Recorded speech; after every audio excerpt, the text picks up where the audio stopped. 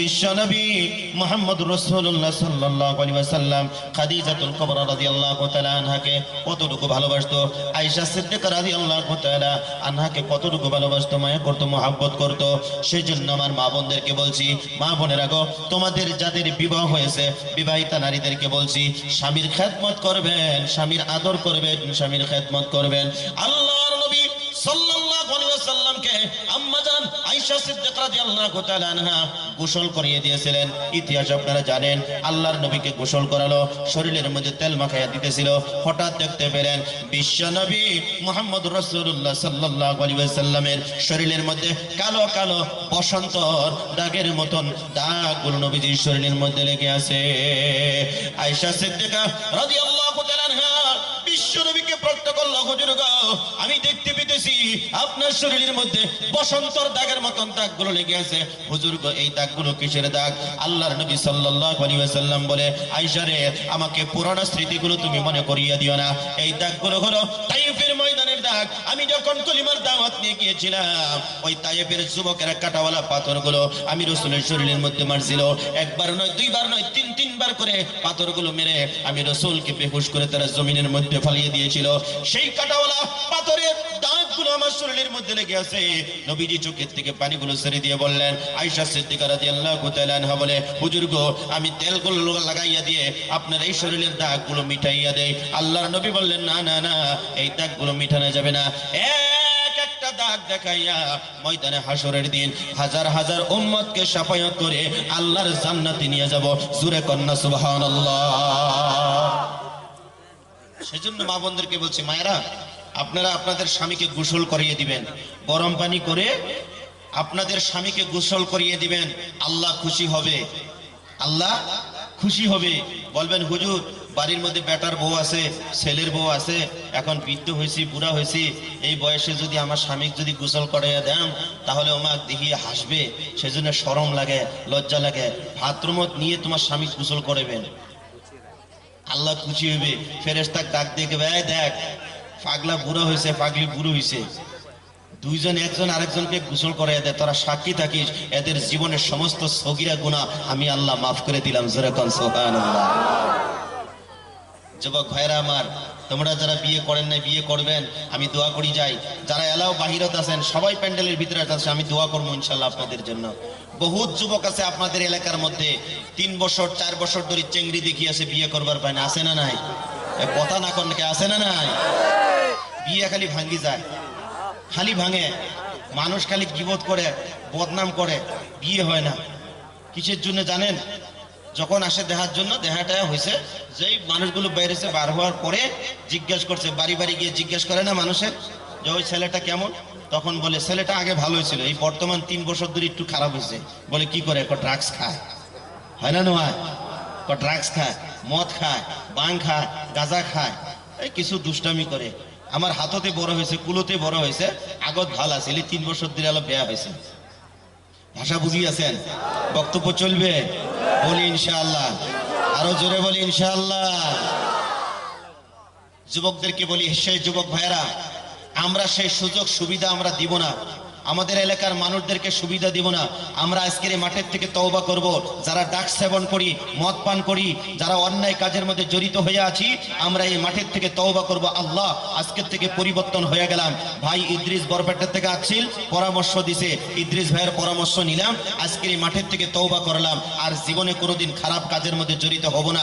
যেগুলো খারাপ কাজ করলে আল্লাহ আমাদেরকে ভালোবাসে না, মা ভালোবাসে না, বাবা ভালোবাসে না, আত্মীয় স্বজন ভালোবাসে না, কাইও দেখবার পারে না, এবং কি যত মাখলুকাত আছে সমস্ত মাখলুকগুলো আমাদের জন্য বদদোয়া করে। তাহলে ওই কাজগুলো আজকের মাঠের থেকে তওবা করলাম, আর জিন্দেগিত করবার নয়। আজকের মাঠের থেকে তোমরা তওবা করি যান, জীবনের গুনাহ মাফ হবে, এলাকাবাসী তোমাদেরকে ভালোবাসবে, আল্লাহ তোমাদেরকে ভালোবাসবে, রাসূল তোমাদেরকে ভালোবাসবে, মা তোমাদেরকে ভালোবাসবে, বাবা তোমাদেরকে ভালোবাসবে। আমরা সবাই পরিবর্তন হব, বলি ইনশাআল্লাহ। যারা বলে নাই তারা মনে হয় পরিবর্তন হবেন না, জোরে বলেন ইনশাআল্লাহ। মাশাআল্লাহ, মোটামুটি কিছু একটা সাইজে আসছে। আজকে বয়ান করি, খুব মজা লাগবে ইনশাআল্লাহ। তোমাদের উৎসাহ আছে, বোঝা যাইতেছে। আমার বন্ধুগণ, যুবকদেরকে বলছি, যুবক ভাইরা আমার, তোমরা পরিবর্তন হয়ে যাও, সীমা লঙ্ঘন করো না। সীমা লঙ্ঘনকে আমার আল্লাহ পাক রব্বুল আলামিন পছন্দ করে না। যারা সীমা লঙ্ঘন করে তাদেরকে আমার আল্লাহ পাক রব্বুল আলামিন পছন্দ করে না। আল্লাহ রব্বুল আলামিন কোরআনুল কারীমের ভিতরে জানিয়ে দিয়েছেন, ইন্নাল্লাহা ইউহিব্বুল মুতাদিন। নিশ্চয় যারা আল্লাহর বান্দা, যারা সীমা লঙ্ঘন করে, আমার আল্লাহ পাক রব্বুল আলামিন বলে, আমি তাদেরকে কখনো মহাব্বত করি না, ভালোবাসি না। আল্লাহ যদি ভালো না বাসে আমাদের উপায় আছে ভাই? আল্লাহর ভালোবাসা লাগবে না? আল্লাহর ভালোবাসা লাগবে। মানুষের ভালোবাসা দিয়ে উপরে পার হওয়া যাবে না। আল্লাহর ভালোবাসা রাখবে, রাসূলের ভালোবাসা লাগবে। আল্লাহর ভালোবাসা, রাসূলের ভালোবাসা যদি আমরা পাইতে চাই, আল্লাহর হুকুম, বিশ্ব নবীর তরিকা মানা লাগবে কি লাগবে না? কথা কন্যাকে লাগবে কি লাগবে না? যারা আল্লাহর হুকুম ও বিশ্ব নবীর তরিকায় যারা চলবে, মানবে, তাদেরকেই আল্লাহ পাক রব্বুল আলামিন ভালোবাসবে এবং রাসূল করিম সাল্লাল্লাহু আলাইহি ওয়াসাল্লাম তাদেরকে শাফায়াত করে আল্লাহর জান্নাতে নিয়ে যাবে। সেজন্য আমরা আজকের এই মাঠের মধ্যে বসছি, আমরা পরিবর্তন হয়ে আমরা বাড়ি যাব। আল্লাহ আমাদের সবাইকে তৌফিক দান করুক, আমরা বলি আমিন। কষ্ট হইতেছে বাজান? এ যুবক, খারাপ লাগতেছে? আরেকটা সময় চলবো? বলি ইনশাআল্লাহ। আমার বন্ধুগণ, খেয়াল করে লক্ষ্য করুন, কোরআনুল কারীম থেকে একটা আয়াত আপনাদেরকে শোনাইলাম। আল্লাহ পাক রব্বুল আলামিন বলে, হে দুনিয়ার মানুষ, তোমরা যারা আমি আল্লাহর প্রতি বিশ্বাস করেছো, ঈমান এনেছো, তোমরা আমি আল্লাহ পাক রব্বুল আলামিনকে ভয় করো। ভয় কাকে বলে একটু গভীর মনোযোগে শুনুন। আল্লাহর বান্দা, পৃথিবীর মানুষ যদি আল্লাহ পাক রব্বুল আলামিনকে ভয় করে যদি দুনিয়ার জমিনের মধ্যে চলতো, ওই মানুষটা আল্লাহর ওলি হইতে তার দেরি হইতো না। মানুষের দিলের মধ্যে আল্লাহ পাক রব্বুল আলামিনের ভয় নাই। ভয় নাই কারণে মানুষ সুদের ব্যবসা করতে পারে। আল্লাহর ভয় দিলের মধ্যে নাই কারণে ঘুষের ব্যবসা করতে পারে। আল্লাহ পাক রব্বুল আলামিনের ভয় দিলের মধ্যে নাই, যার জন্য মহিলা মানুষগুলো বন্ধনের টাকা নিতে পারে। আল্লাহ পাক রব্বুল আলামিনের ভয় মানুষের দিলের মধ্যে নাই বলে নামাজ ছেড়ে দিতে পারে।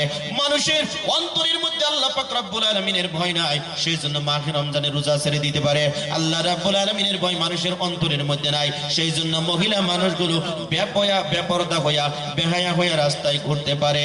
আমি আপনাদেরকে বলবো, যারা এই জমিনের মধ্যে আমার বক্তব্য যারা বসে বসে শুনতেছেন, ও আড়ালের মা বোনেরা, আজকের থেকে নিয়ত করেন, না খেয়ে মরে যাব, জীবনে কোনোদিন বন্ধনের টাকা আমরা নিব না। একটু জোরে জোরে বলি ইনশাআল্লাহ। বাবাজিরা, আপনাদের এলাকার মধ্যে বন্ধন আছে? নিয়ম আছে? বন্ধনের টাকা নিবেন না। ফাতেমা রাদিয়াল্লাহু তাআলা আনহা বন্ধনের টাকা নেয়নি। আয়েশা সিদ্দিকা রাদিয়াল্লাহু তাআলা আনহা বন্ধনের টাকা নেয়নি। খাদিজাতুল কুবরা রাদিয়াল্লাহু তাআলা আনহা বন্ধনের টাকা নেয়নি। যার জন্য আমি আপনাদেরকে বলছি, আজকের এই মাঠে যারা বন্ধনের টাকা নিছেন, কিস্তি সম্পূর্ণ হয়ে যাওয়ার পরে মালিকের কাছে এমন ভাবে তওবা করবেন, আল্লাহ, বুঝতে পারি নাই, জীবনে ভুল করেছি, অপরাধ করেছি, আর ভুল করব না। না খেয়ে ছটফট করতে করতে মারা যাবেন। জীবনে কোনোদিন সুদের উপরে টাকা নিবেন না, জীবনে কোনোদিন বন্ধনের উপরে টাকা নিবেন না। আল্লাহ পাক রব্বুল আলামিন আমাদের সবাইকে বুঝে শুনে প্র্যাকটিক্যালি আমল করার তৌফিক দান করুক, আমরা বলি আমিন। আর একটু জোরে বলি আমিন। আমার বন্ধুগণ,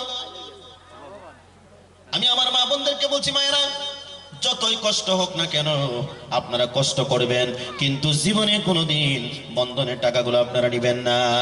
ফাতেমা রাদিয়াল্লাহু তাআলা আনহার জীবনীটা খুলে দেখুন, না খেয়ে তিনি কষ্ট করেছে। গভীর রাত্রে আল্লাহর নবী সাল্লাল্লাহু আলাইহি ওয়াসাল্লামের মেয়ে ফাতেমা রাদিয়াল্লাহু তাআলা আনহা বিশ্ব নবীর ঘরের মধ্যে চলে গেলেন। যাওয়ার পরে সালাম দিয়ে ঘরের মধ্যে ঢুকলেন। হযরতে মুহাম্মদ রাসূলুল্লাহ সাল্লাল্লাহু আলাইহি ওয়াসাল্লাম জিজ্ঞাসা করলেন, ও মা, এত গভীর রাত্রে তুমি আমার ঘরের মধ্যে এসেছো, এত গভীর রাত্রে তুমি আমার বাড়ির মধ্যে এসেছো, আলী রাদিয়াল্লাহু তাআলা আনহু কোথায়? তখন বলে, বাবা, ও বাবা, আমি আপনার ঘরের মধ্যে আসার কারণ হলো, আজকে কয়েকটা দিন গত হয়ে যায়, পার হয়ে যায়, আমার ঘরের মধ্যে খাবার নাই, সেই জন্য আমি আপনার নিকটে এসেছি। আল্লাহর নবী বলে, ফাতেমা, তুমি চিন্তা করিও না, চিন্তা করিও না। আমি নবী যদি চাইতাম, এই মক্কা মদিনার জমিনটা আমার আল্লাহ স্বর্ণে পরিণত করে দিত, কিন্তু আমি চাই নাই। আমি রাসূল না খেয়ে ঘুমিয়ে থাকি কোনোদিন আল্লাহর কাছে।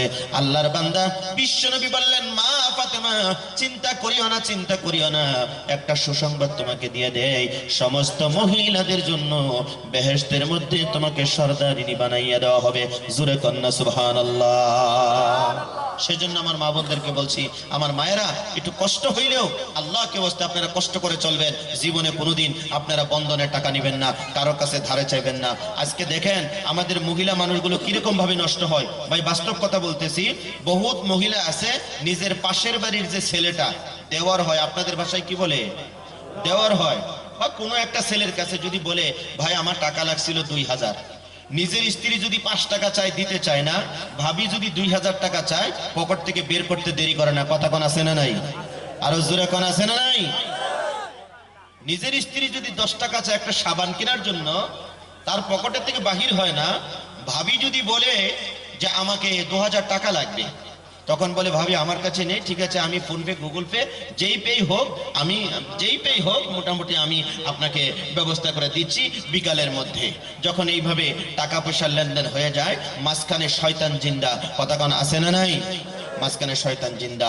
যার জন্য যে সমস্ত মহিলারা আমি ইদ্রিসের তকরির শোনার জন্য যারা এসেছেন, আমি আপনাদেরকে বলবো, স্বামী বিবাহ হয়েছে, স্বামী আছে, টাকা লাগে, পয়সা লাগে, গাড়ি লাগে, বাড়ি লাগে, যা লাগে, তুমি চাইতে হবে কার কাছে?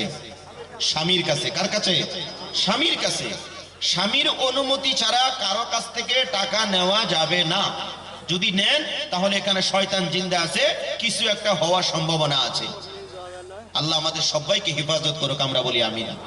খুলে বললাম না, যারা জ্ঞানী মানুষ বসেছেন তারা বুঝতে পারছেন। এইভাবেই আমাদের সমাজটা আস্তে আস্তে ধ্বংসের দিকে চলে যাচ্ছে। ইউটিউব, ফেসবুক, সোশ্যাল মিডিয়ার মাধ্যমে যেগুলো দেখা যাচ্ছে, সেই জন্য আমি আমার মা বোনদেরকে বলবো, মায়েরা ঠিক আছে, বিপদে যদি আপনারা পড়েন, টাকা যদি চাইতে হয়, 14 জন মানুষের কাছে আপনারা টাকা চাইবেন। জোরে বলেন কয়জন? 14 জন মানুষের কাছে আপনারা টাকা চাইবেন। 1 নম্বর হলো আপনার বাবা বিপদে পড়ছেন, বাবাকে ফোন করবেন, বাবা আমি বিপদে পড়ছি, টাকা নেই, 2000 টাকা বাড়িতে পাঠাও, খাবার নেই ঘরে। আপনার বাবা টাকা দিবে।